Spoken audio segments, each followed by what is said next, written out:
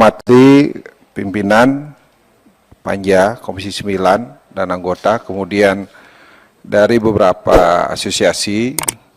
Pertama adalah saya ucapkan terima kasih dan apresiasi kepada semua pengurus asosiasi, terutama dari tenaga nakes non-ASN yang telah memberikan data yang cukup bagus, yang tentunya nanti ini sebagai dasar kami dalam hal memperjuangkan apa yang menjadi aspirasi dari ini. Aspirasi ini menjadi hal yang cukup lama sebenarnya disampaikan oleh asosiasi, tapi sampai saat ini belum kelar, kan begitu. Memang sebelumnya tahun 2017-18 pernah itu pengangkatan tenaga bidan waktu itu.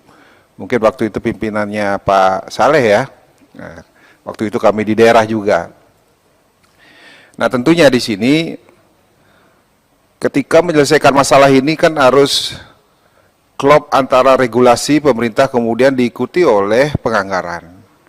Kalau kita lihat regulasi, semestinya apa yang dikeluarkan peraturan pemerintah ataupun regulasi-regulasi yang keluarkan itu harus sudah menyelesaikan, menjawab masalah tenaga kesehatan. Dan tidak ada hal-hal yang harus ketika regulasi dikeluarkan baru kita melakukan pendataan. Sebagai contoh, ini kan ada rasa ketidakadilan. Kenapa tenaga guru itu dikasih kuota 1 juta dan dipenuhi bisa 600.000, tenaga kesehatan itu kok tidak?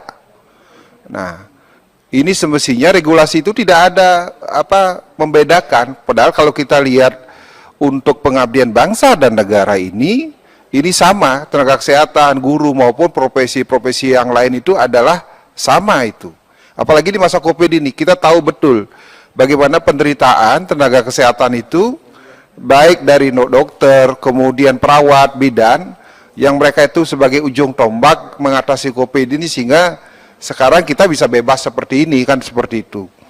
Nah, ini tentunya ini peran daripada pemerintah ini, dan walaupun kami sebagai dari partai pemerintah, tapi kalau menyangkut hak rakyat itu, kita harus mengkritisi pemerintah juga. Nah, jangan sampai nanti 2023 ketika nanti dikeluarkan aturan untuk bagaimana tidak ada tenaga honor, tapi yang lain belum diangkat. Yang lain itu dibawa kemana juga. Kemudian dari segi penganggaran, pemerintah daerah sekarang kan dibatasi dengan, seperti tadi disampaikan, dengan belanja pegawai itu tidak boleh dari 30%. Kalau lebih dari 30% itu diberikan sanksi pengurangan AU dan sebagainya. Nah, tentu mengangkat pegawai honorer ketika COVID aja mereka kurangi gajinya, apalagi nanti disuruh mengangkat P3K. Nah, ini kan menjadi hal yang aturan yang dilematis, aturan yang tentu bagus untuk mungkin didengar nanti menyelesaikan masalah nakes, tapi pemerintah tidak bisa menyelesaikan. Nah, sehingga dalam hal ini tentu regulasi itu harus sinkron dengan penganggaran. Nah, sehingga kalau nantinya itu harus datanya juga, itu peran pemerintah, kemudian masyarakat termasuk tenaga nakes dan juga pemerintah daerah ini harus juga dalam hal ini harus ada sinkronisasi. Sebagai contoh sekarang kan APBD, apalagi dari Jakarta tadi kan, APBD DKI itu hampir 82 triliun. Anggaran kesehatan itu kan 11%. Termasuk gaji pegawai, sehingga ini harus ada koordinasi. Kalau APBD yang besar itu tidak usah lagi minta ke pemerintah pusat, diselesaikan oleh APBD DKI, harus begitu juga. Nah, ini yang harus diselesaikan untuk menyelesaikan nakes. Kalau untuk semata-mata diserahkan kepada pemerintah pusat, nah, tentu ini menjadi beban, apalagi sekarang kan dengan COVID ini, kemarin ini kan begitu banyak anggaran yang dikeluarkan. Tapi karena itu perintah regulasi, pemerintah harus melaksanakan. Suka dan tidak suka seperti yang dilakukan oleh tenaga pendidik, tenaga guru, kan seperti itu. Maka dari itu, kepada asosiasi juga, ya, yang menjadi kendala ini di samping puskesmas ini kan tenaga naksi itu kan hanya ada prioritas hanya ada di Jawa dan di Bali saja.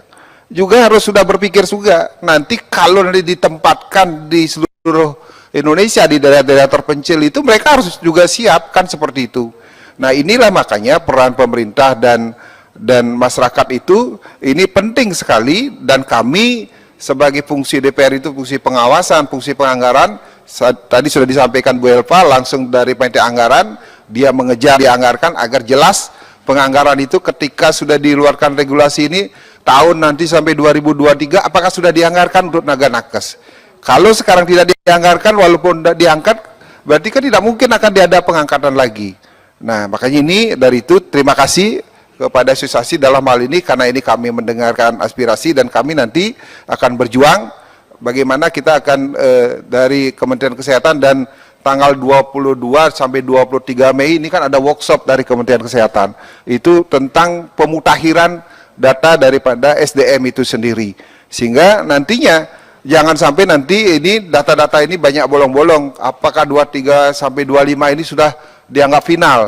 Nah, kami yakin itu belum final karena seperti tadi apa yang disampaikan tadi ternyata data-data yang masuk itu banyak tidak bisa diakses kan seperti itu, banyak yang kurang validasi kan seperti itu. Makanya sekali lagi terima kasih kami dari Panja berusaha semaksimal mungkin agar apa yang menjadi aspirasi teman-teman dari asosiasi ini nanti bisa diselesaikan. Terima kasih pimpinan.